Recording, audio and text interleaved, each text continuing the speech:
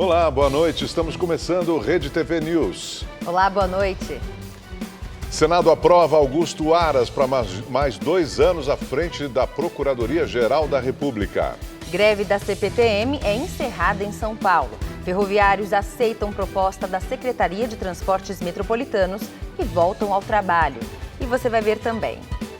Incêndio na única área de cerrado da Grande São Paulo é controlado após quase 3 dias e deixa prejuízos à vegetação, aos animais, ao ambiente e à saúde humana. A fumaça e o tempo seco agravam os problemas respiratórios. Cuidados específicos podem ajudar a população que vive próxima a focos de queimadas.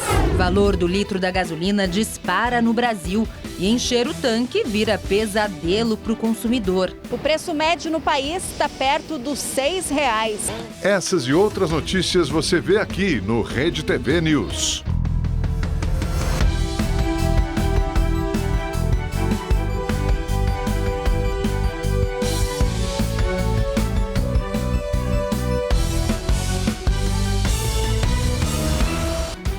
Hoje, o presidente Jair Bolsonaro se reuniu com o presidente da Guiné-Bissau, em Brasília. O general Umaro Sissoko Embaló foi recebido no Palácio do Planalto pelo presidente Jair Bolsonaro no final da manhã. O presidente de Guiné-Bissau, país africano de língua portuguesa, foi trazido ao Brasil em um avião da Força Aérea Brasileira. Durante o encontro, os chefes de Estado trataram de temas como agricultura, saúde e defesa. Bolsonaro destacou a parceria com o país africano. O seu país é a porta de entrada para a África Ocidental. Já assumi o compromisso com ele, numa primeira oportunidade, em visitarmos o seu país. Eu o considero um país irmão. Nós temos muito a colaborar com a Guiné-Bissau e eles também, no tocante à segurança do Atlântico Sul. Durante a tarde, o presidente Jair Bolsonaro participou do lançamento de linhas de crédito rural. Serão disponibilizados 10 bilhões e meio de reais a produtores afetados pelas baixas temperaturas que atingiram várias regiões do Brasil. O programa também vai ajudar os agricultores no financiamento de tecnologia, sustentabilidade e infraestrutura. Ainda nesta terça, Bolsonaro entrou com uma ação aqui no Supremo Tribunal Federal para tentar derrubar a lei que indeniza os profissionais de saúde que ficaram impossibilitados de trabalhar por conta da Covid-19. Em vigor desde março deste ano, o texto aprovado pelo Congresso Nacional prevê o pagamento de até R$50 mil para os trabalhadores da linha de frente. O presidente chegou a vetar a lei, mas o Congresso derrubou o veto. O argumento do Palácio do Planalto é que deputados e senadores aprovaram a legislação sem apontar a fonte de recursos. O governo prevê um impacto de mais de 3 bilhões e meio de reais com indenizações. Este é o mês dedicado ao aleitamento materno. A campanha Agosto Dourado ressalta a importância da amamentação dos bebês até pelo menos os 6 meses de vida. O leite materno é considerado alimento de ouro pela Organização Mundial da Saúde e o Fundo das Nações Unidas para a Infância, Unicef. Por isso, o mês de agosto é representado pela cor dourada como incentivo à amamentação.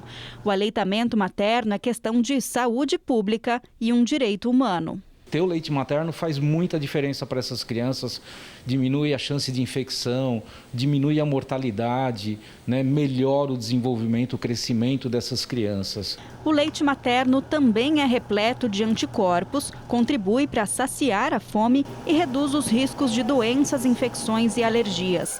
Ele é capaz de reduzir em até 13% os índices de mortes de crianças abaixo dos 5 anos de idade, mas nem todas as mulheres têm facilidade na produção do leite. Andréia é mãe da Catarina e está grávida do 2º filho. Na primeira experiência, teve problemas para dar de mamar e precisou de acompanhamento médico com auxílio de um bico adaptável para o peito. Depois de 3 semanas, a Catarina, a gente conseguiu remover o bico de silicone e ela mamou diretamente mesmo do meu peito. Juliana é consultora em amamentação e ajuda mães que têm dificuldades. Em casos de fissuras, a gente vai avaliar como é que está a pega desse bebê, se ele está fazendo uma pega adequada, se há a presença de freios linguais curtos, que é a famosa língua presa. Então, são vários fatores que podem impactar negativamente na amamentação. A recomendação da OMS e do Ministério da Saúde é que a criança seja alimentada exclusivamente dessa forma até os 6 meses. E até os 2 anos ou mais, seja mantida a amamentação junto com uma dieta. Outra forma de garantir o aleitamento materno é através dos bancos de leite, onde mães de bebês prematuros fazem a coleta para os próprios filhos internados na UTI neonatal, já que não podem amamentar no peito. O excedente fica como doação para outros recém-nascidos na mesma situação, também internados. E os bancos ainda recebem doação externa. Segundo o Ministério da Saúde, no ano passado, cerca de 180 mil mulheres doaram mais de 226 mil litros. Nesse ano, até junho, foram doados 111 mil litros. O Brasil conta com 222 bancos de leite humano e 219 postos de coleta.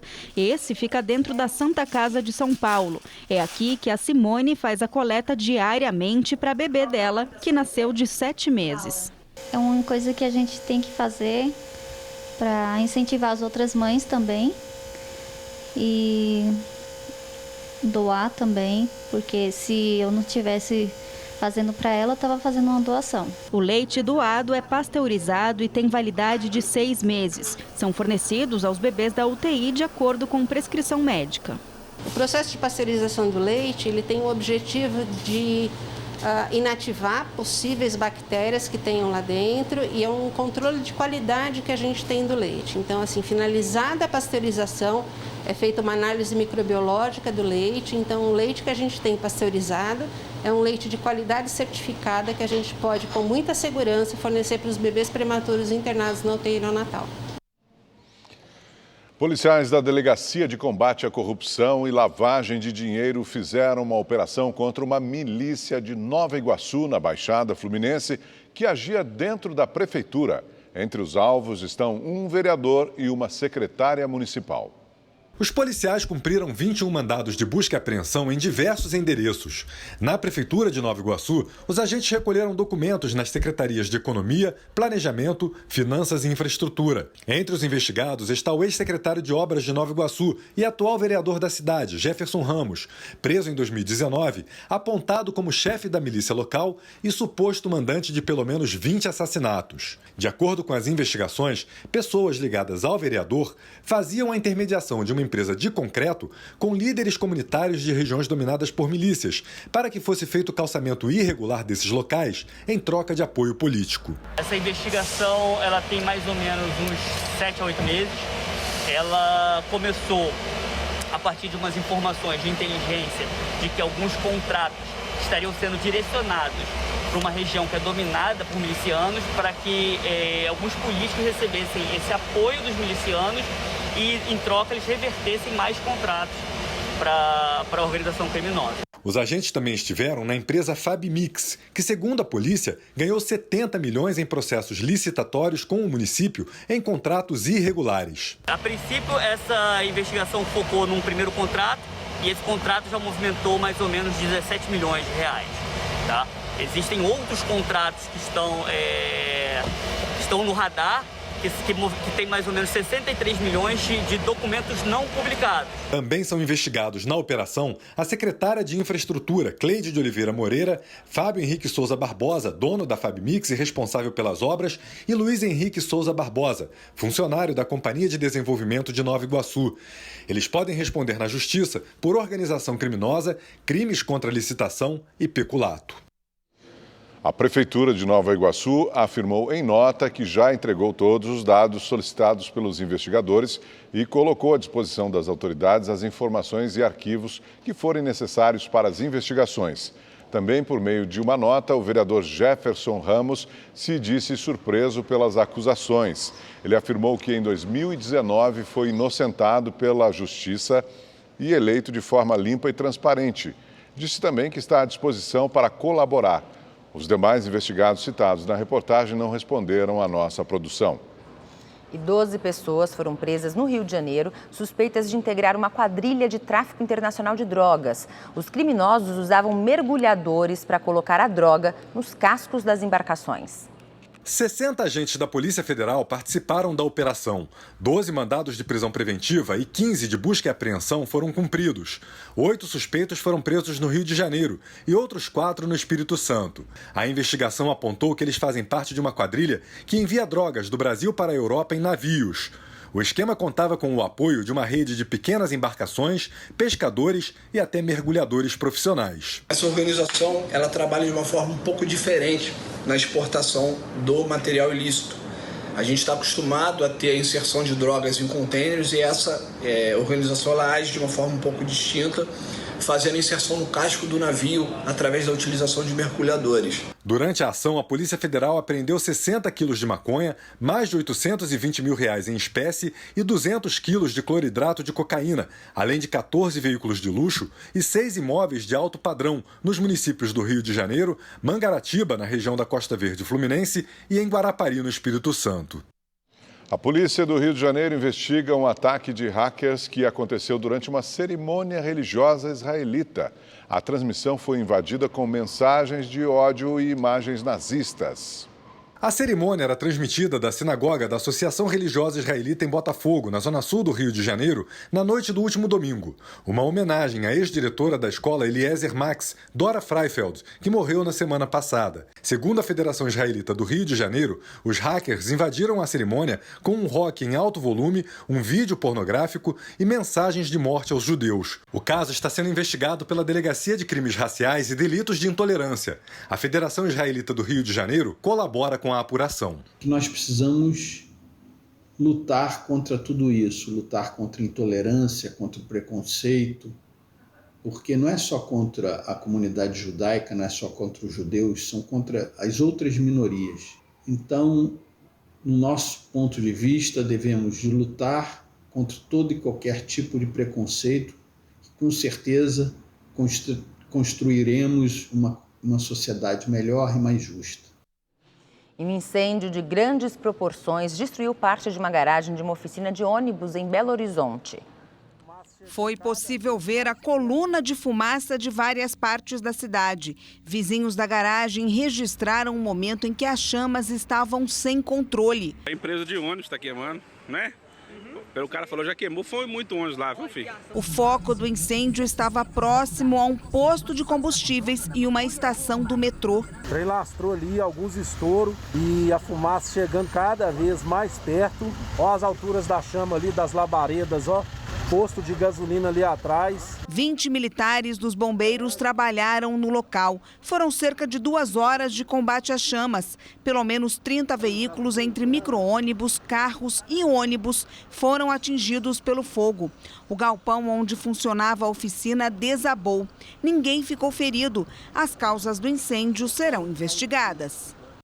Depois de 3 dias, o incêndio que devastou mais de 80% da vegetação do Parque Estadual do Juqueri, em Franco da Rocha, na Grande São Paulo, está controlado.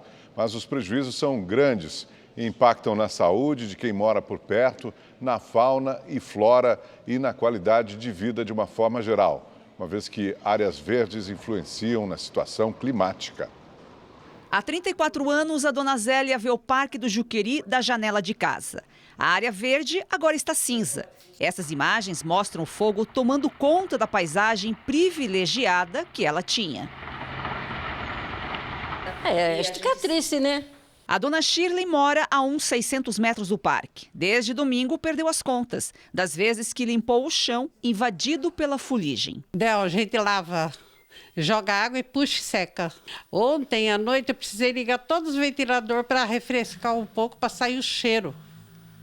Muita fumaça também, né? A fumaça não é mais vista daqui, mas ainda é possível sentir o cheiro. Somado ao tempo seco, os problemas respiratórios se agravam nessa situação. Manter o nariz, a garganta bem hidratado, bem lavado, para evitar que essas partículas se depositem e irritem seu nariz e sua garganta. Importante fechar, obviamente, a janela de casa, evitar que essa fumaça entre e evitar varrer também, porque muitas vezes as partículas a fuligem fica depositada no chão, nos móveis, e a pessoa vai varrer ou vai passar um espanador e isso faz com que essa fuligem suba e a pessoa inala novamente isso. Nem os animais domésticos escaparam do excesso da fumaça. Então, nosso animal aqui tivemos problemas com inalação, tivemos que levar para inalação. Até ele começou a ter dificuldades para respirar. E os mais velhos, os mais jovens, todos. Equipes dos bombeiros continuam o trabalho de rescaldo das chamas. 2 aeronaves sobrevoam o parque e jogam água no terreno para impedir a regressão do fogo. Os focos principais, onde a gente tem, principalmente na área hospitalar, perto do Complexo Juqueri, nós temos uma equipe trabalhando para fazer a contenção juntamente com o helicóptero Águia. O Parque do Juqueri equivale a 2.700 campos de futebol. É uma área de preservação importante, por ser o único remanescente de cerrado na região metropolitana de São Paulo. E essa vegetação, a flora que tem na região, que tem uma transição entre Cerrado e Mata Atlântica, uma região muito importante do ponto de vista da biodiversidade. Nesta manhã foram encontrados os restos do balão que pode ter sido o causador do acidente. A perícia vai analisar. Depois que falem que não houve balão, tá aqui a prova. Tá certo? Todo queimado, só ficou a estrutura de ferro. E daí a arte dos baloeiros. Voluntários de grupos especializados em resgate ajudam na captura de animais. Mas nem eles, muitas vezes, conseguem fazer muito diante do pedido de socorro. E o que mais dói, daqui a gente ouve o grito dos bichinhos lá embaixo, lá, ó. Pedindo socorro. E a gente não consegue ajudar. A gente não pode entrar lá para salvar o bicho, senão a gente morre queimado. O K9 é um grupo de profissionais que auxilia nessas situações. Com a ajuda do Rambo, está desde ontem trabalhando no resgate de animais. Infelizmente a situação está bem complicada.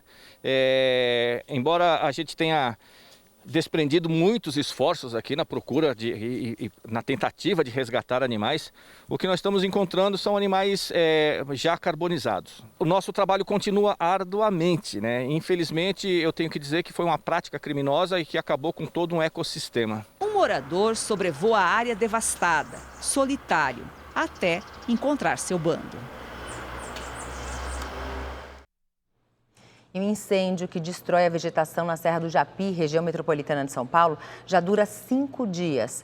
A área atingida pelo fogo se estende por 350 quilômetros quadrados e chega a alcançar as cidades de Cajamar, Jundiaí, Cabreúva e Pirapora do Bom Jesus. De acordo com a Prefeitura de Cabreúva, já são 4 focos diferentes, todos de grandes proporções. A Defesa Civil informou que o fogo pode ter sido causado por um fio de energia que caiu na mata. E agora vamos à previsão do tempo para todo o Brasil com Igor Silveira. Tem previsão aí de chuva, Igor? Olha, Augusto, boa noite, Gabi. Infelizmente não. Olha só, esse calorão deve continuar em grande parte do Brasil, mas até o final da semana teremos mudanças no centro-oeste, no sudeste e também no sul.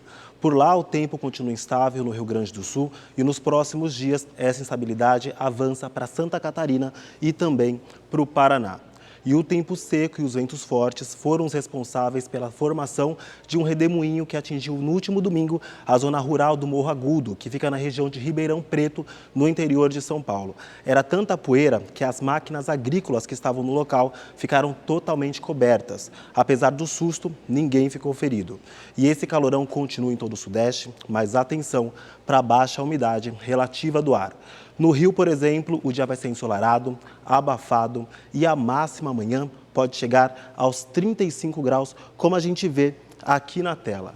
No Nordeste, o sol está garantido, mas chove de forma fraca e isolada no litoral da Bahia, como a gente vê aqui no mapa. No Centro-Oeste, o céu fica com poucas nuvens e o tempo continua quente. Em Cuiabá, os termômetros podem chegar aos 40 graus, olha só. Bom, para saber mais sobre a previsão do tempo na sua cidade, é só entrar no site da Rede TV. Eu fico por aqui, uma ótima noite e até mais. Até mais, tchau, tchau.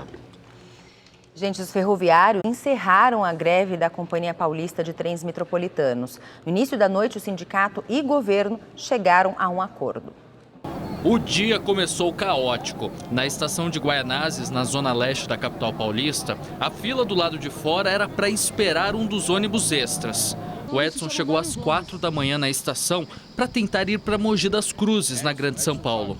E essa é a primeira semana no emprego novo. Já é quase 6 horas e a gente entra 6 horas no emprego e é lá em Mogi, imagina. Vai chegar mais de 2 horas atrasado no emprego.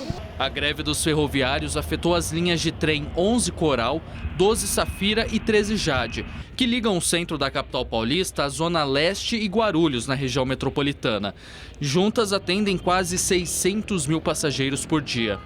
Esse é o pessoal que vem do centro, desce Guaianazes, aqui pega o Paese, para ir sentido Mogi das Cruzes, Suzano, Ferraz. Hoje, o rodízio de veículos na capital foi suspenso e os ônibus a mais disponibilizados pela prefeitura durante o período de emergência não deram conta de atender os passageiros. Eu cheguei agora, mas não sei nem onde está o começo e o fim dessa fila, viu? Então, eu nem vou, eu vou a pé embora. Melhor ir a pé embora, viu? Em outro ponto da Zona Leste, os passageiros também reclamaram da demora. A dona Francisca já estava esperando há 1 hora. Muito difícil, né? E tem uma multidão lá embaixo e não tem ônibus. Eles falam que tem um ônibus Paese, mas não tem. Você desce lá embaixo para pegar e não tem. E quando os ônibus chegavam, era essa cena mais comum. As negociações entre os ferroviários e a CPTM se arrastam há 2 anos. Mas depois de decretar a greve por tempo indeterminado na noite de segunda-feira, o sindicato aceitou negociar novamente. E hoje, no começo da noite, os grevistas decidiram encerrar a paralisação e voltar ao trabalho, após o governo recuar e fazer uma nova proposta. Segundo o sindicato, a CPTM aceitou pagar o retroativo em 5 parcelas e não em 10, como era oferecido anteriormente. Os trabalhadores também terão a reposição da inflação. Logo após o anúncio, as linhas voltaram a operar normalmente. Boa notícia para o passageiro, que no retorno para casa já encontrou o movimento bem mais tranquilo. E agora vamos aos números da Covid-19 no Brasil. De acordo com o Ministério da Saúde, 19.530.000 pessoas se recuperaram da doença, 508.000 estão em acompanhamento. Desde o início da pandemia, mais de 575.000 pessoas morreram por causa da Covid-19 no país. E por 55 votos a 10, o plenário do Senado aprovou a recondução de Augusto Aras ao cargo de Procurador-Geral da República por mais 2 anos. Mais cedo, Aras foi sabatinado pela Comissão de Constituição e Justiça da Casa. Foram 5 horas de explicações e respostas aos questionamentos dos senadores na CCJ. Logo no início da sessão, Aras fez um breve resumo dos 2 anos em que esteve à frente da Procuradoria-Geral da República, após ter sido indicado pelo presidente Jair Bolsonaro, mesmo sem estar na lista tríplice votada pela Associação Nacional dos Procuradores da República. Nas primeiras palavras, Aras criticou a Operação Lava Jato de Curitiba. O modelo das forças-tarefas, com pessoalização, culminou em uma série de irregularidades que vieram a público, tais como os episódios revelados na Vaza Jato, a frustrada gestão de vultosas quantias arrecadadas em acordo de colaborações e acordos de leniência, por meio de fundos não previstos em lei. Respondendo aos senadores, Aras fez um afago nos políticos ao defender que a atuação do judiciário não deve criminalizar a atividade política. Talvez, se nós tivéssemos a cada 2 grandes operações por mês divulgado, feito o vazamento seletivo das operações e dos investigados, talvez eu estivesse numa posição de muito elogio, como quem distribuiu flechadas para todo o Brasil, criminalizando a política. Mas assim não o fiz, porque me comprometi com Vossas Excelências de cumprir a minha função constitucional com parcimônia, sem escândalo, sem estrépito, mas com a dignidade que cada político merece como representante da população, do povo brasileiro. Aras foi submetido à sabatina dos senadores num momento em que é acusado, até pelos próprios colegas, de ser omisso em relação a possíveis crimes cometidos pelo presidente Jair Bolsonaro. É função do Procurador-Geral da República denunciar condutas ilegais do presidente da República. Questionado sobre um eventual alinhamento a Bolsonaro, Aras negou e citou uma série de ações em que foi contrário aos interesses do Poder Executivo. O Procurador-Geral da República já demonstrou que, se tivesse qualquer alinhamento, o único alinhamento é com essa carta. Essa carta. Já demonstrou que contraria, sim, posicionamentos de governos. Mas também este procurador não é procurador da oposição, não. Este procurador tem um respeito pela maioria que é o instrumento da democracia. Em meio às acusações de parcialidade, Aras teve uma vitória no Supremo Tribunal Federal. O ministro Dias Toffoli negou um pedido do Conselho Superior do Ministério Público para que fosse aberta uma investigação para saber se Aras interferiu numa ação que o questionava por omissão em acusações contra o presidente Jair Bolsonaro. O ministro Dias Toffoli entendeu que não houve ilegalidades e nem abuso de poder. Felizmente, o Supremo Federal, em 2 decisões, reconhece que a minha independência funcional me dá o direito de aquilatar a idoneidade de certos atos para interferirem ou não na esfera jurídica. Aras ainda se comprometeu a analisar em 30 dias o relatório da CPI da pandemia, previsto para ser entregue no próximo mês. Caberá a ele definir se acata os pedidos de indiciamento que devem ser feitos pela comissão. O procurador também reforçou que houve sim ameaças à democracia que justificaram os pedidos de prisão de apoiadores do presidente Jair Bolsonaro, como o deputado federal Daniel Silveira, do PSL do Rio de Janeiro, e do presidente do PTB, Roberto Jefferson.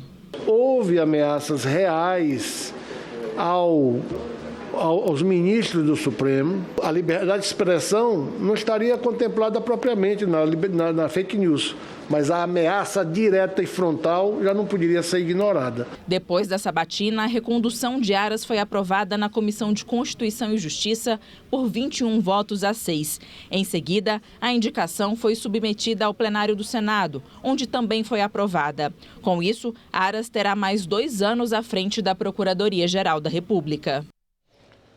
Hoje a CPI da Covid no Senado ouviu o empresário Emanuel Cattori. Ele é um dos sócios da Belcher Farmacêutica, representante do laboratório CanSino. A comissão apura como foi a negociação entre a empresa e o Ministério da Saúde. Até o meio do ano, a Belcher Farmacêutica foi intermediária na venda da vacina chinesa Convidécia contra a Covid-19. Em junho, o Ministério da Saúde chegou a assinar uma carta de intenção para a compra de 60 milhões de doses do imunizante. As negociações não foram adiante porque a fabricante chinesa rompeu o contrato com a Belcher. O nome de Emanuel Cattori surgiu por causa da ligação entre ele e o líder do governo na Câmara, deputado Ricardo Barros, quando era ministro da Saúde. Em abril, Barros teria apresentado Cattori ao atual comandante da pasta, Marcelo Queiroga. No depoimento de hoje, o empresário negou que Ricardo Barros tenha tentado influenciar na negociação da compra de vacinas. O deputado Ricardo Barros não participou da reunião sobre a vacina Convidécia no Ministério. Tampouco fez gestões com órgãos nesse sentido. Não há vínculo comercial ou societário, direto ou indireto da Belcher e seus sócios com o referido parlamentar. A exemplo de outros depoentes, Cattori também estava protegido por um habeas corpus concedido pelo STF que garantia o direito ao silêncio. Apesar de ter respondido diversas perguntas, o empresário usou da prerrogativa em vários momentos. Eu vou manter o meu direito de ficar em silêncio. O senador Marcos Rogério, do Democratas de Rondônia, foi o último a falar. Ele questionou o motivo da CPI e insistir em querer investigar um fato que não aconteceu. Do que nós estamos apurando aqui, qual o elemento de fundo a justificar todo esse esforço por nada? Não teve contrato, não teve uma dose sequer contratada. não houve uma entrega e não houve um pagamento. Eu vi senadores aqui dizendo que se for lá atrás, não comer, porque agora muitos hoje querem atacar, condenar aquilo que sempre defenderam. Lá atrás diziam assim: não, precisa conversar com todo mundo, precisa buscar vacina a qualquer preço, de qualquer jeito. E teve alguém até que bateu na mesa: quanto vale uma vida? Para falar do preço da vacina. 15 segundos. Vai vendo, Brasil. A Ordem dos Advogados do Brasil concluiu agora há pouco que o pedido de impeachment apresentado pelo presidente Jair Bolsonaro ao Senado contra o ministro Alexandre de Moraes do Supremo Tribunal Federal não tem fundamento jurídico por inexistência de crime. O parecer também diz que o chefe do Executivo não tem legitimidade para pedir a abertura desse tipo de processo. A OAB vai encaminhar o documento para os presidentes do Congresso, Rodrigo Pacheco, do STF, Luiz Fux, e do STJ, Humberto Martins. Minas Gerais manteve a tendência de alta na geração de empregos no primeiro semestre deste ano. No ranking nacional divulgado pelo Ministério da Economia, o estado aparece em segundo lugar. A notícia traz esperança para o ano que vem. A inauguração deste centro de armazenamento e distribuição de mercadorias gerou novas oportunidades de emprego na Grande Belo Horizonte. A unidade pertence a uma das maiores transportadoras do Brasil e do Mercosul. O investimento foi de quase R$1 milhão e 350 funcionários foram contratados. A gente vai conseguir ter uma capacidade de triplicar nosso volume de entregas e coletas em e-commerce diariamente. Esta cervejaria também decidiu expandir os negócios. Passou a investir na gastronomia e recentemente inaugurou 3 unidades na capital mineira. A gente pegou um período aí, podemos dizer, complicado, mas a empresa se estruturou e resolveu pegar o plano de negócio que estava parado e colocar para frente. Carlos começou a trabalhar aqui no mês passado. Ele é um dos 80 funcionários que tiveram novas oportunidades de emprego. Eu estava desempregado à procura de emprego pela questão da pandemia afetar muito o meu mercado de trabalho, que é de bares, restaurantes, bartender, e está sendo muito interessante trabalhar com eles. Aqui em Minas Gerais foram abertos mais de 185 mil postos de trabalho no primeiro semestre deste ano, alta de 4,5% na comparação com o mesmo período de 2020.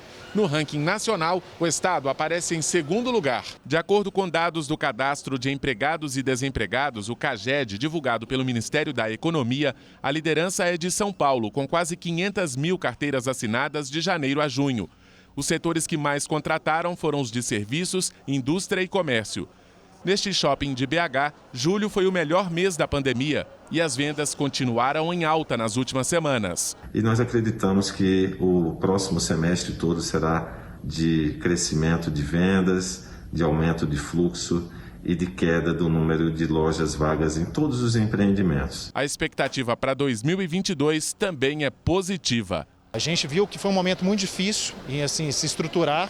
E realmente, vencendo esse momento agora, com certeza o nosso patamar aí vai ser ainda melhor para o ano que vem. Em algumas regiões do país, o preço da gasolina já ultrapassou os R$ 7,00. Abastecer o carro está cada vez mais difícil e os consumidores estão assustados. Ao invés de diminuir, está aumentando cada vez mais. Antigamente eu colocava 10, agora tem que colocar 15. Daqui a pouco é 20, né? Não tem como. Tá muito caro. A questão da necessidade, eu tenho que andar todos os dias, 6 dias da semana. Quanto fica isso em reais?